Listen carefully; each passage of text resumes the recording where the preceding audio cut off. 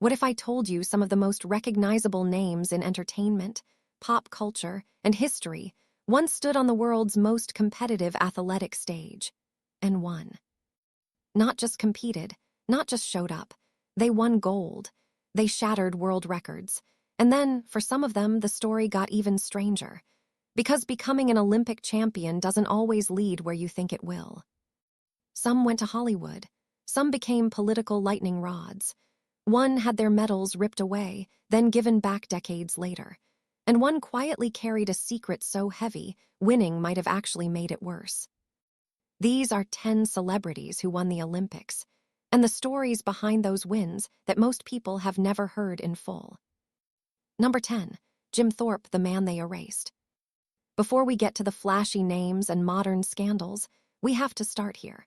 Because Jim Thorpe might be the most tragic figure in Olympic history, and hardly anyone knows his full story. At the 1912 Stockholm Olympics, Thorpe didn't just win.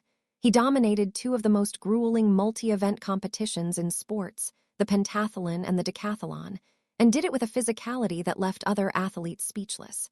King Gustav V of Sweden reportedly told him, "You, sir, are the greatest athlete in the world." Thorpe allegedly replied, "Thanks, King." That casual confidence alone should tell you everything. But within months, it all fell apart. Reports surfaced that Thorpe had previously been paid a small amount of money to play minor league baseball, which technically violated the amateur rules of the time. The International Olympic Committee stripped him of both gold medals and removed him from the record books. He was 24 years old. Thorpe went on to play professional football and baseball, but the shadow of that decision followed him. He died in 1953, broke and largely forgotten by the institutions that had once celebrated him. It wasn't until 1983, 30 years after his death, that the IOC finally restored his medals and acknowledged what everyone already knew, that the greatest athlete of his era had been robbed. But what happened next? The next name on this list also had his gold medal disappear, and he threw it away on purpose. Number 9, Muhammad Ali, the medal he threw in a river. In 1960, an 18-year-old kid from Louisville, Kentucky, named Cassius Clay walked into the Rome Olympics relatively unknown and walked out a gold medalist. He hadn't even wanted to fly there. He reportedly hated flying so much that he nearly backed out of the trip entirely. But once he arrived, something shifted. From the moment he landed, he called himself the king of the Olympic Village. He shook hands with every athlete he could find, collected pins, bounced around the village like he owned it. And in the boxing ring, he was a nightmare fast, unpredictable, artistic. He moved through 4 fights and defeated a 3-time European champion in the final. Olympics. He wore that gold medal everywhere. He said he didn't even take it off to sleep. He wore it to bed, sleeping on his back so the medal wouldn't cut him. Olympics. And then he went home to Louisville. And Louisville reminded him exactly where he stood in 1960 America. He walked into a restaurant in his hometown, still wearing the medal, still riding the high of Olympic glory. They refused to serve him. In his 1975 autobiography, he claimed he went down to the Ohio River and threw the gold medal in. Whether that's literally true has been debated. Some friends denied it, and Ali later said he had simply lost it, but the feeling behind that story was real. The rage was real. Wikipedia. 36 years later, in Atlanta in 1996, the world watched Muhammad Ali, by then visibly shaking from Parkinson's disease, hold the Olympic torch and light the cauldron. The crowd went silent, then erupted. And at halftime of the men's basketball gold medal game, the IOC presented him with a replacement gold medal to mark the occasion. Muhammad Ali Center. The stolen bike that got him into boxing, the stolen meal that nearly broke him, the gold that disappeared, and then the flame. That's the whole arc of one of the most extraordinary lives in human history. But there's someone on this list whose Olympic gold came with a secret they hid from the entire world for nearly 40 years. Number 8, Caitlyn Jenner, the world's greatest athlete and the secret inside. July 30, 1976. The Montreal Olympics. American athlete Bruce Jenner, now known as Caitlyn Jenner, wins gold in the men's decathlon with 8,617 points, setting a world record. The crowd goes wild. The American flag goes up. And in that moment, Jenner becomes the symbol of the American dream, athletic perfection, grit, patriotism, all rolled into one. History. Jenner had started as a college football player before a knee injury forced a switch. After placing 10th in the 1972 Munich Olympics, she came back 4 years later and absolutely shattered the competition. Cereal boxes, TV commercials, motivational tour, the face of American excellence. Wikipedia. But behind that smile, and this is the part that barely gets discussed, was something nobody knew. Jenner had been dealing with deep gender dysphoria for years. And here's the haunting part: winning might have made it harder to address. In a documentary marking the 40th anniversary of the win, Jenner reflected on whether things might have been different. What if you didn't win the games? Would I have been able to, at maybe a younger age, deal with transitioning? Because after the gold medal came the fame, and the fame brought distractions from that inner truth. Time. Years later, Jenner said simply, "I don't have any more lies. It's tough to go through life when you're lying to yourself, lying to your family all the time, lying to the public about who you are." ESPN. 1 gold medal, 40 years of wrestling with identity underneath it. And somehow, when the full story came out, it made that 1976 moment feel even bigger. The next entry on this list also used his Olympic glory as a launchpad, but his went straight to the jungle. Number 7. Johnny Weissmuller, 5 gold medals and a jungle scream. If you've ever seen an old black and white movie where a muscular man in a loincloth swings through jungle vines and lets out that iconic, echoing yell, that's Johnny Weissmuller. And before he was Tarzan, he was one of the most dominant swimmers in Olympic history. At the 1924 Paris Olympics, Weissmuller won 3 gold medals in swimming and a bronze in water polo.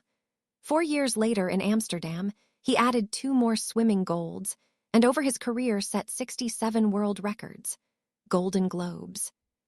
Hollywood found him not because he sought it out, but because a screenwriter happened to spot him and thought he'd be perfect for a new kind of role.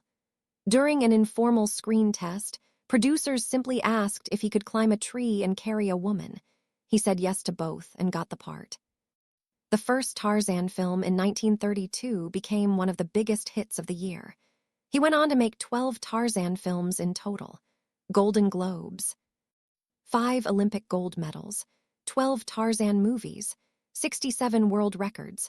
The man was operating on a different level entirely. And speaking of swimming turning into stardom, he wasn't the only Olympian who went from the pool to the silver screen. Number 6. Buster Crabbe, the man who became a superhero. The 1930s had a problem. They needed superheroes. Not in the comic book sense. They needed men on screen who looked like they could save the world. And Buster Crabbe was that man. Crabbe won a bronze medal for the 1,500m freestyle at the 1928 Amsterdam Olympics, then came back 4 years later in Los Angeles to claim gold in the 400m freestyle. The timing could not have been better. Hollywood was hungry for athletic talent, and Crabbe had the body and the presence to deliver. Golden Globes. He went on to play Tarzan, Flash Gordon, Buck Rogers, and a long-running series of Billy the Kid westerns.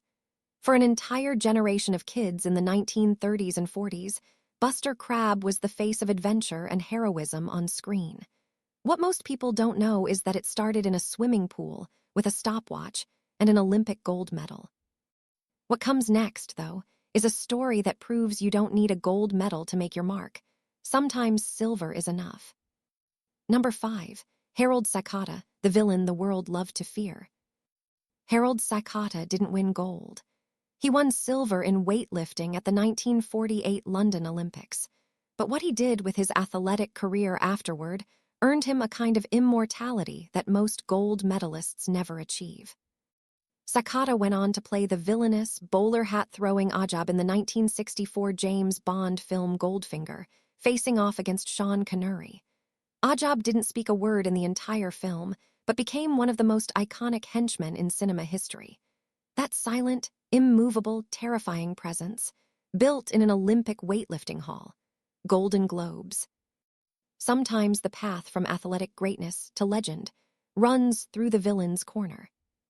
But while Sakata's Olympic story is relatively quiet, the next name on this list carried their gold medal into one of the most turbulent moments in American political history.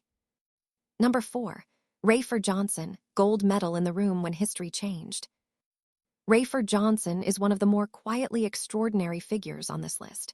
At the 1960 Rome Olympics, the same games where a young Cassius Clay was collecting pins in the Olympic Village, Johnson won gold in the decathlon. He was also chosen as the American flag bearer in the opening ceremony, a recognition of his character as much as his talent. He launched a Hollywood career afterward, appearing in films throughout the 1960s and 70s alongside names like Elvis Presley, Frank Sinatra, and Bob Hope. He also helped found the California Special Olympics, Golden Globes. But none of that is the most significant moment in his post-Olympic life. That would be June 5, 1968. Johnson was in the room at the Ambassador Hotel in Los Angeles the night Robert F. Kennedy was shot. He was part of the group that tackled and restrained the shooter, a real-life act of physical courage from a man who had spent his entire life training his body for moments that demanded everything. Gold medalist, Hollywood actor, and by an awful twist of history, someone who was there when the world shifted. Next up, someone whose 9 gold medals might not even be the most impressive thing about their legacy. Number 3, Carl Lewis, 9 golds and nobody could stop him. If you want to talk about Olympic gold like it was a habit, you talk about Carl Lewis. Over a career spanning 4 Olympic Games, Lewis won 9 gold medals in long jump and sprint events, establishing himself as a symbol of excellence in athletics. Open sponsorship.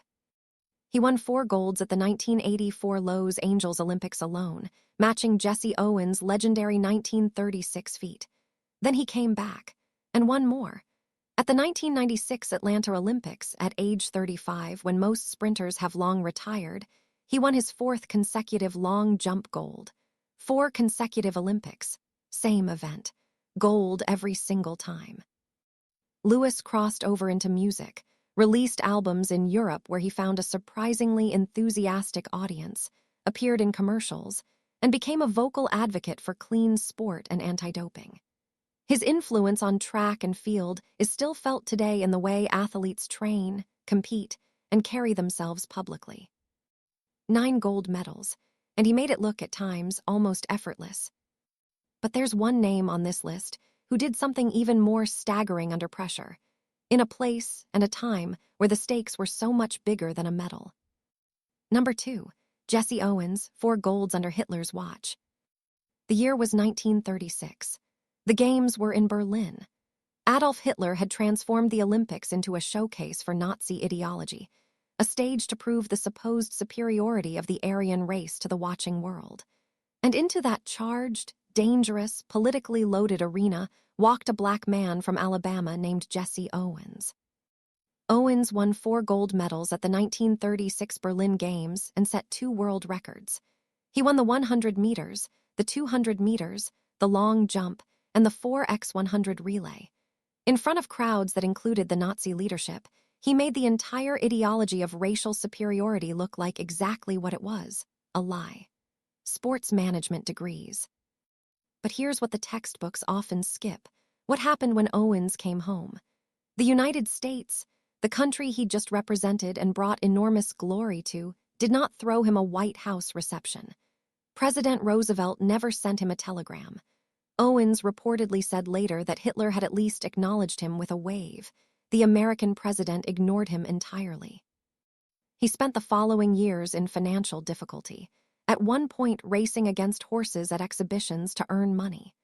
The man who humiliated Nazi ideology on the world's biggest stage came home to a country that still treated him as a second-class citizen. The full story of Jesse Owens doesn't end with 4 gold medals. It ends with a reckoning about what those medals actually meant, and didn't mean, in 1936 America. And our number 1, someone who turned Olympic gold into a global conversation about what it means to be human. Number 1, Simone Biles, the gold standard, and the day she said no. By the time the Tokyo Olympics arrived in 2021, Simone Biles wasn't just a gymnast. She was considered the greatest of all time. She had won 4 Olympic gold medals at the 2016 Rio Games, tied for the most by a female gymnast in a single Olympics. She had skills literally named after her, and she had gone undefeated in all-around competition since winning her first national title in 2013. ESPN. And then, at the Tokyo Games, mid-competition, she stepped back. She withdrew from multiple events, citing mental health and something called the twisties, a dangerous condition where gymnasts lose spatial awareness midair on skills that could kill them if done wrong. For a gymnast performing at that level, it was a matter of life and safety, not weakness. The reaction was split. Some praised her courage. Others, loudly, publicly, called it a failure. What followed was one of the most significant public conversations about mental health in professional sport that the world had ever seen. 2 years later, Biles came back. At the Paris 2024 Olympics, at age 27, she competed again, an age at which the sport had historically aged out athletes a decade younger. She didn't just return, she dominated. ESPN. Simone Biles didn't just win gold. She changed the conversation about what it means to be a champion. And in doing so, she may have done more for the next generation of athletes than any individual medal ever could. 10 people, 10 paths to Olympic gold, and behind almost every single one of them, a story the highlight reel never shows you. The stripped medals and the racial humiliation, the hidden identities and the moments of impossible courage, the swimming champions who ended up swinging through jungle vines, and the decathlon world record holder who spent decades carrying a truth they couldn't speak. Gold doesn't make a life, but sometimes a life makes gold mean something far greater than a podium. Who on this list surprised you most? The one that changes everything you thought you knew about these names might just be sitting in your search history right now.